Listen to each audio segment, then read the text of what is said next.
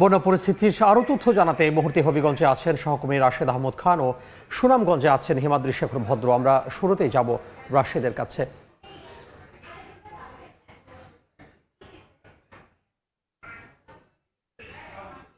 পাহাড়ি ঢলে হবিগঞ্জের প্রায় ৩৫টি গ্রাম এ পর্যন্ত প্লাবিত হয়েছে। আমরা দেখেছি যে সকাল থেকে এখানে যে বন্যা কবলিত এলাকা আছে, বিভিন্ন এলাকার যে সাধারণ পানিবন্দী মানুষ আছেন তাদের দুর্ভোগ চরম আকার ধারণ করেছে।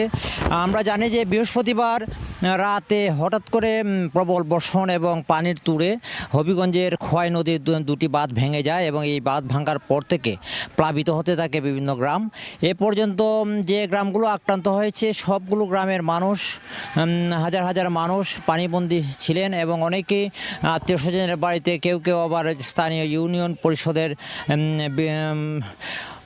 পরিষদে আশ্রয় নিয়েছেন। সব মিলে বলা যায় যে বন্যার্ত মানুষের একটি হাহাকার চলছে হবিগঞ্জের এই অঞ্চলে।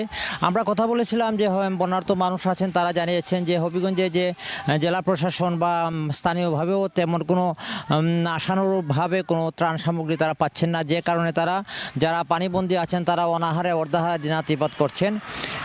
তবে পানি উন্নয়ন বোর্ড জানিয়েছে যে গত 2 দিন থেকে এখানে বৃষ্টি কম হওয়ার কারণে পানি অনেকটা কমেছে এবং নদ নদীর পানি যতটুকু ছিল এর চেয়ে কমেছে। তবে এখনও হবিগঞ্জের 3টি নদীর পানি এখনও বিপদ সীমার উপর দিয়ে প্রবাহিত হচ্ছে। বিশেষ করে হবিগঞ্জের খোয়াই নদীর পানি এখন বিপদ সীমাতে কিছুটা নামলেও যে সব পানি বন্যার্তা বাঁধ ভেঙে আক্রান্ত হয়েছে এসব এলাকায় আরও নতুন জায়গা নিমজ্জিত হচ্ছে এবং কুশিয়ারা এবং কালনি এবং সুতাং নদীর পানি এখনও বিপদ সীমার উপর দিয়ে প্রবাহিত হচ্ছে।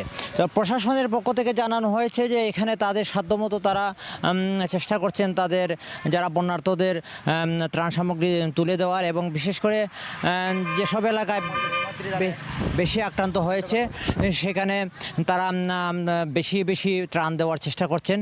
সব মিলিয়ে বলা যায় যে হবিগঞ্জে যে বন্যার্ত মানুষের মধ্যে এখানে যে ত্রাণ সামগ্রী নিয়ে যে আশঙ্কা রয়েছে, তা এখানে বেশি যদি ত্রাণ সামগ্রী না পাঠানো হয় তো এখানে সাধারণ মানুষের যে দুর্ভোগ, এই দুর্ভোগ আরও বাড়বে।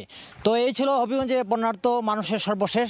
আমরা এখন চলে যাচ্ছি সুনামগঞ্জে, সেখানে আছেন আমাদের প্রতিনিধি হিমাদ্রি শেখর ভদ্র। আমরা তার কাছ থেকে জানছি সর্বশেষ খবর। আমি আছি সুনামগঞ্জের লঞ্চঘাট এলাকায়। এই লঞ্চঘাট এলাকায় থেকে কিন্তু সুরমা নদী বয়ে যাচ্ছে। আপনারা জানেন যে গত 3 দিন যাবৎ সুনামগঞ্জে গুড়ি বৃষ্টি হচ্ছে এবং উজানে তেমন বেশি বৃষ্টিপাত না হওয়ার কারণে সুনামগঞ্জের সবগুলি নদীর পানি কিন্তু আসলে কমতে শুরু করেছে। আপনারা যদি দেখায় সুনামগঞ্জের সুরমা নদীর পানি কিন্তু অনেকটা কমেছে, পাশাপাশি সীমান্ত নদী যেগুলি আছে সেগুলির পানিও কিন্তু অনেক কমেছে। আমরা কথা বলেছিলাম এখানকার পানি উন্নয়ন বোর্ডের সাথে, তারা জানিয়েছেন যে উজানে এবং স্থানীয়ভাবে আজকে বৃষ্টিপাত কম হওয়ার কারণে, অর্থাৎ গত 3 দিন যাবৎ বৃষ্টিপাত কম হওয়ার কারণে কিন্তু সুনামগঞ্জের সকল নদ নদীর পানি বিপদসীমার নিচে প্রবাহিত হচ্ছে।